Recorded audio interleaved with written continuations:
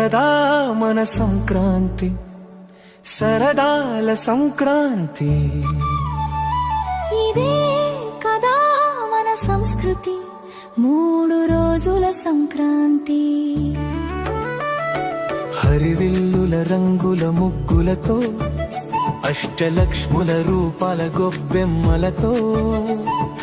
ఇదే కదా మన సంక్రాంతి. కష్టాల చీకట్లను కాల్చేస్తూ వెలుగులు నింపే భోగి మంటలు ఇంటికి వచ్చే.